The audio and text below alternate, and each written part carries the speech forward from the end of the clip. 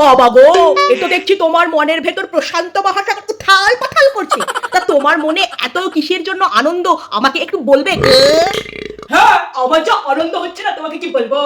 একটু পরে তুমি যাবে বাপের বাড়ি, বাইরে বসে বৃষ্টি, আর ঘরে নিয়ে এসে খাবো আমি আরসি। আমি যদি বাপের বাড়ি যাই সে তো ওর আনন্দ হয়, সেটা আমি জানি, কিন্তু আরসি খাবে। আরসি, আরসিটা কি? আমাদের পাশের বাড়ির বৌদিটা যেন কি নাম, রুমা তবে রে শালা, ওর বর বাড়িতে নিয়ে আসছি, ওকে বলতে খালি